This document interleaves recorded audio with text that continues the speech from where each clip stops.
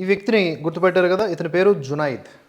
So ఇతను మొన్న విద్యార్థుల పేరిట జరిగినటువంటి నిరసనల్లో భాగంగా ఎవరెవరైతే వచ్చారో వాళ్ళందరికీ కూడా ఫుడ్ 3 పూట్ల సప్లై చేయడంలో కీలక పాత్ర పోషించాడు.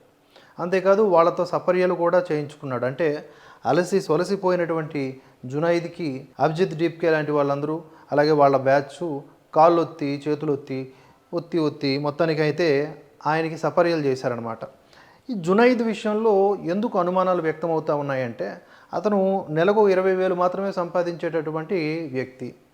అతని నైబర్స్ అంటే సేమ్ కమ్యూనిటీకి సంబంధించిన వాళ్ళే, మళ్ళీ వాళ్ళు చెబుతున్నటువంటి విషయాల ఆధారంగా అతను ఒక 20 నుంచి 25,000 రూపాయలు మాత్రమే సంపాదించగలిగేటటువంటి వ్యక్తి.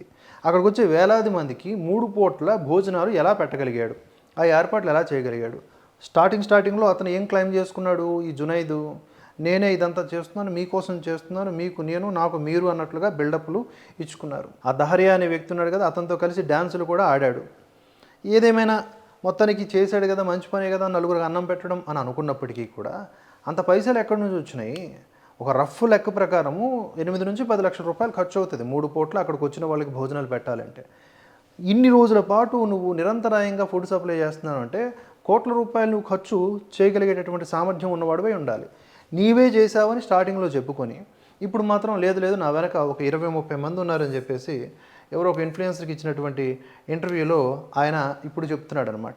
ఏదేమైనా కూడా పోలీసులు అతనికి ఫోన్ చేసి కొన్ని విషయాలు అడగంగానే, ఏంటిది, ఎక్కడి నుంచి వచ్చినాయి, ఎలా చేసినావు, ఇంత అరేంజ్మెంట్స్ అడగంగానే ఏడుపులు పెడబొబ్బులు పెట్టేస్తూ ఆ వీడియోలు మీరు చూసే ఉంటారు. నన్ను ఎవరు పట్టించుకోవట్లేదు, మొన్నటి వరకు అభిజిత్ డీప్కే నావన్నీ కాళ్ళు చేతులు నొక్కాడు, ఇప్పుడేమో కనీసం ఫోన్ కూడా చేయడు, ఎవరు ఆశుతోష్ రంకా ఎక్కడున్నాడో తెలియదు, సౌరభదాస్ ఎక్కడున్నాడో తెలియదు, ఇంకొకటి నా పక్కనే డ్యాన్స్ చేసినోడిని సస్పెండ్ చేసేశారు, అయ్యా మీరంతా ఎక్కడున్నారు, ఢిల్లీ పోలీసులు నన్ను మొత్తుతున్నారు అని చెప్పేసి ఏడుస్తా విక్టింగ్ కార్డు ప్లే చేశాడు. పెద్దగా ఏం అక్కడ ఢిల్లీ పోలీసులు ఏమి రాచి రంపాన పెట్టలే.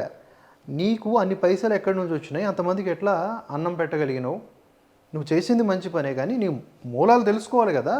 ఎందుకంటే ఎన్నో ఎన్జిఓలు, అది కూడా విదేశీ ఎన్జిఓలు ఇక్కడ ఉన్నటువంటి ప్రొటెస్టులో జొరబడి హైజాక్ చేసి దీని ద్వారా హింసని పెచ్చురిలేలా చేసి పార్లమెంట్ మీద దాడి చేయించాలి అని ఒక ప్రణాళిక రచించాయి.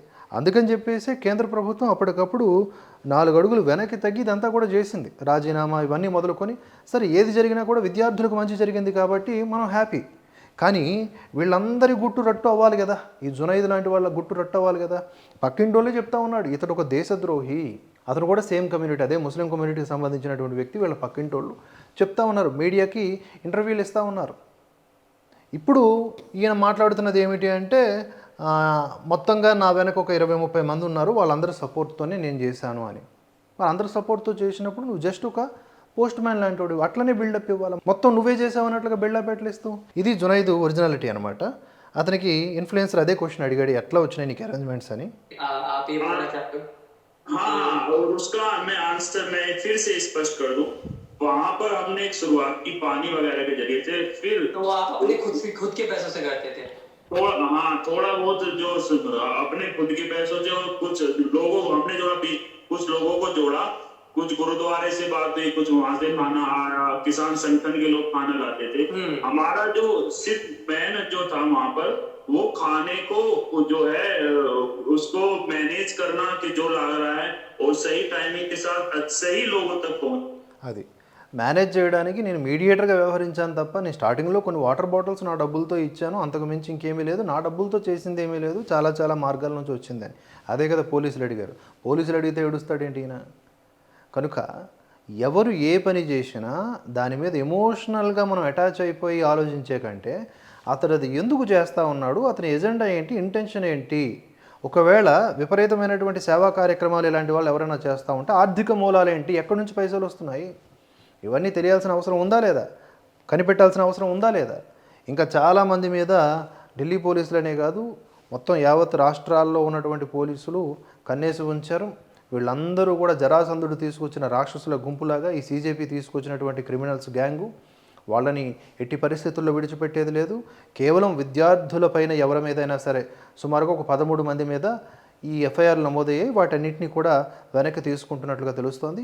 కానీ వేలాది మంది ఎవరైతే క్రిమినల్స్, ఆల్రెడీ క్రిమినల్ బ్యాక్గ్రౌండ్ ఉన్నటువంటి వ్యక్తులు ఉన్నారో వాళ్ళు ఈ ప్రొటెస్ట్లో పార్టిసిపేట్ చేసి రాళ్ళు రువ్వారో, ప్రజా ఆస్తులను ధ్వంసం చేశారో, లేదా ఇలాంటి లింకులు ఏమన్నా కలిగి అనుమానాస్పదమైనటువంటి లింకులు కలిగి ఉన్నారో వాళ్ళందరినీ చక్కగా కూర్చోబెట్టి సన్మానిస్తారు.